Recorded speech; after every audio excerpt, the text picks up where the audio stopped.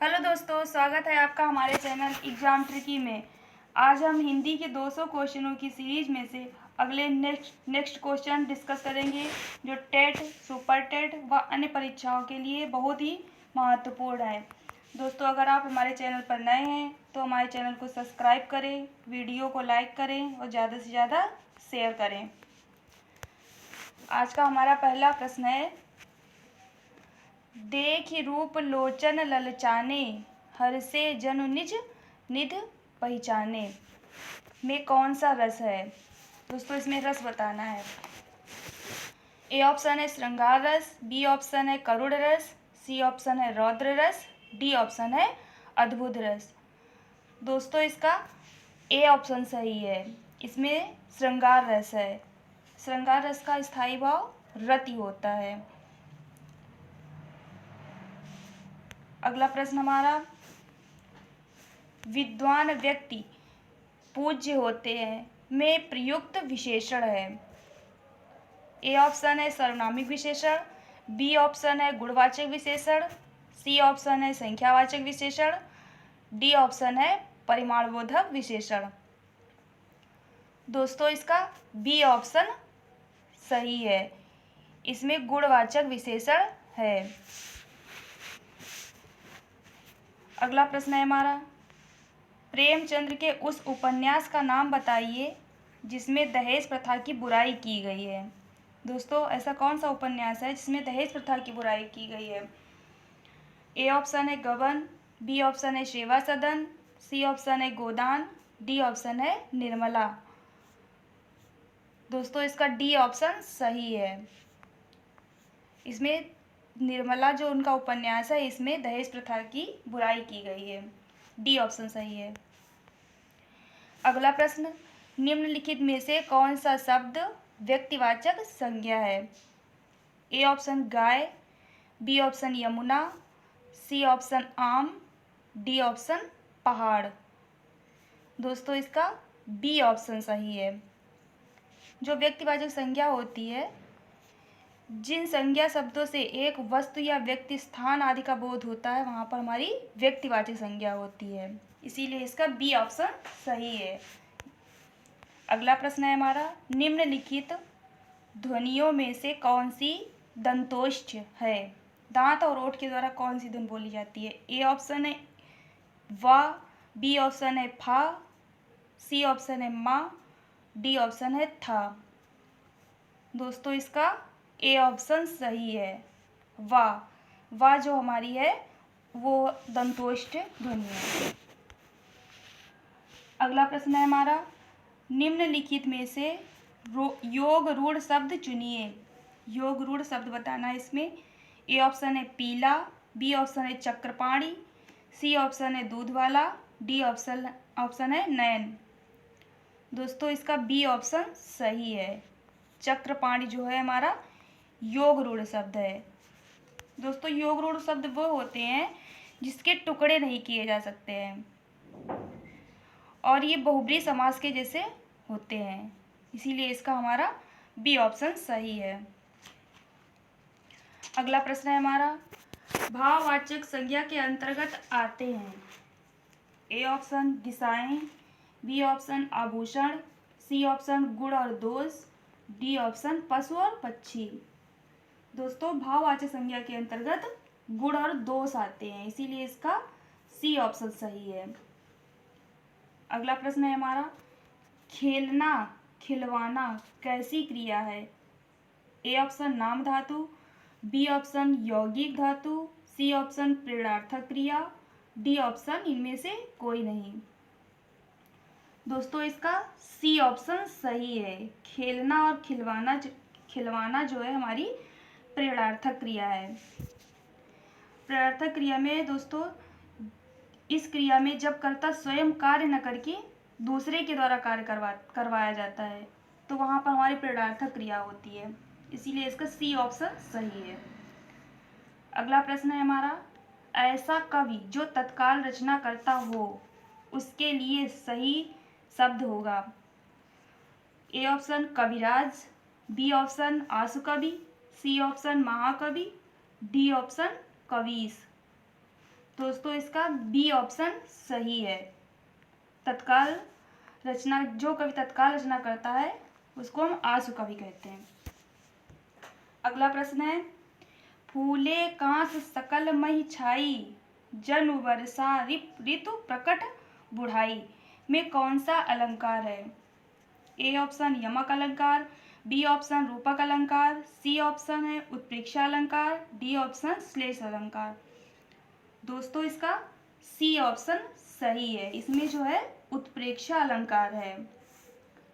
उस उत्प्रेक्षा अलंकार में इसकी परिभाषा यह है, जब उपमेय में अपमान की संभावना अथवा कल्पना की जाती है तो वहां पर हमारा उत्प्रेक्षा अलंकार होता है। अगला प्रश्न है हमारा, पद्मावत के रचयिता का नाम बताइए। पद्मावत के रचयिता का नाम बताना है दोस्तों। ए ऑप्शन है अज्ञेय, बी ऑप्शन है मलिक मोहम्मद जैसी, सी ऑप्शन है जयशंकर प्रसाद, डी ऑप्शन है इनमें से कोई नहीं। पद्मावत के रचयिता मलिक मोहम्मद जैसी जी हैं। इसका बी ऑप्शन सही है। तुम्हारे बिना मैं नहीं रह सकूंगा, इस वाक्य में संबंध बोधक अव्यय बताइए। ए ऑप्शन मैं, बी ऑप्शन तुम्हारे, सी ऑप्शन बिना, डी ऑप्शन नहीं। दोस्तों इसमें हमें संबंध बोधक अव्यय जो है वो है बिना, सी ऑप्शन सही है इसका। अगला प्रश्न है हमारा, निम्नलिखित में से शुद्ध वर्तनी शब्द है। शुद्ध वर्तनी शब्द बताना है। दोस्तों इसका बी ऑप्शन सही है। आशीर्वाद ऐसे लिखा जाता है, यही शुद्ध वर्तनी है आशीर्वाद की। अगला प्रश्न है हमारा, ईश्वर तुम्हें दीर्घायु दे, अर्थ के आधार पर वाक्य का भेद बताइए। ए ऑप्शन है विस्मयवाचक वाक्य, बी ऑप्शन है प्रश्नवाचक वाक्य, सी ऑप्शन है इच्छावाचक वाक्य, डी ऑप्शन है निषेधवाचक वाक्य। ईश्वर तुम्हें दीर्घायु दे, इसमें हमारा इच्छावाचक वाक्य है। इसका सी ऑप्शन सही है। दोस्तों जिन वाक्यों में वक्ता की किसी इच्छा या आशीर्वाद का बोध होता है तो वहां पर हमारा इच्छावाचक वाक्य होता है, इसीलिए इसका सी ऑप्शन सही है। अगला प्रश्न है, कौन सी ध्वनि अल्प प्राण है? ए ऑप्शन ध, बी ऑप्शन खा, सी ऑप्शन था, डी ऑप्शन है ता। दोस्तों इसका डी ऑप्शन सही है। जो ता हमारी है वो अल्प प्राण ध्वनि है। ये वे व्यंजन होते हैं जिन्हें बोलते समय मुख से बहुत कम वायु निकलती है, तो उसी को हम अल्प प्राण कहते हैं। अगला प्रश्न है हमारा, हिंदी वर्णमाला में अंग और आह क्या है? ए ऑप्शन है स्वर, बी ऑप्शन है व्यंजन, सी ऑप्शन है अयोगवा, डी ऑप्शन है संयुक्त व्यंजन। दोस्तों अंग और आ हमारे अयोगवाह हैं, इसका सी ऑप्शन सही है। अगला प्रश्न, प्रेमचंद्र के अधूरे उपन्यास का नाम है? गबन, बी सेवा सदन, सी है गोदान, डी है मंगल सूत्र। दोस्तों प्रेमचंद्र का जो अधूरा उपन्यास है उसका नाम मंगल सूत्र है, इसीलिए इसका डी ऑप्शन सही है। पराधीन सपनेहु सुख नाही किस रचनाकार की पंक्ति है? A option Raidas, B option Tulsidas, C option Surdas, D option Kabirdas. दोस्तों पराधीन सपने सुख नाही तुलसीदास जी की पंक्ति है। दूसरों के अधीन रहकर सपने में भी सुख नहीं मिलता है, तुलसीदास जी ने कहा है, इसका बी ऑप्शन सही है। अगला प्रश्न, गिल्लू कहानी के लेखक हैं? A option Munnu Bhandari, B option Mahadevi Varma, C option Shivani, D option Madhu Kankaria. दोस्तों गिल्लू कहानी के लेखक मुन्नू भंडारी हैं, इसका ए ऑप्शन सही है।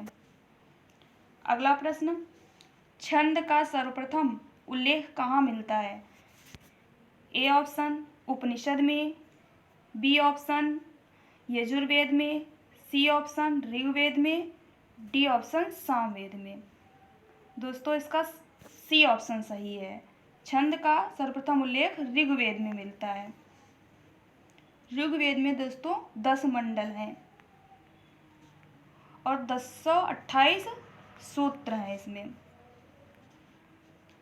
अगला प्रश्न है हमारा, आधा पात बबूल का तामे तनिक पिसान, लाला जी करने लगे छठे चमासे दान।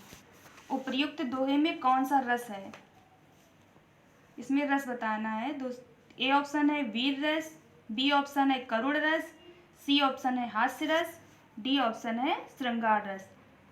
दोस्तों इसमें सी ऑप्शन सही है, इसमें हास्य रस है।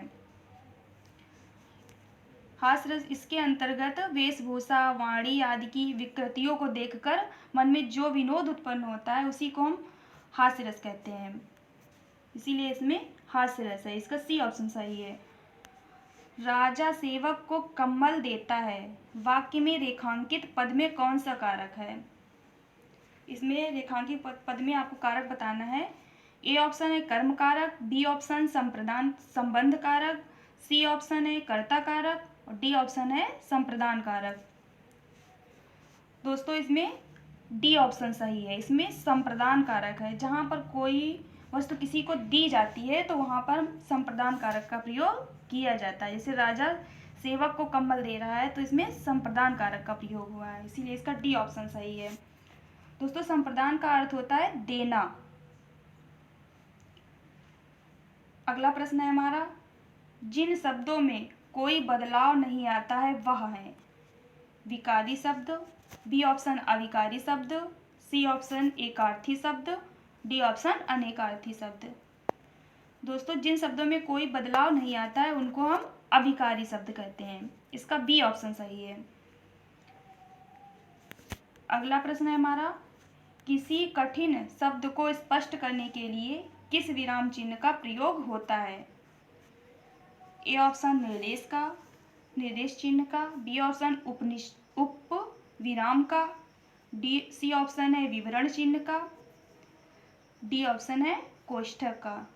दोस्तों कठिन शब्द को स्पष्ट करने के लिए कोष्ठक का प्रयोग होता है, इसीलिए इसका डी ऑप्शन सही है। अगला प्रश्न, ज्ञ वर्ण किन वर्णों के संयोग से बना है? दोस्तों इसका ए ऑप्शन सही है, ज और उआ से मिलकर ये बना है। दोस्तों अगर आपको हमारा वीडियो अच्छा लगा हो तो वीडियो को लाइक करें, चैनल को सब्सक्राइब करें। धन्यवाद।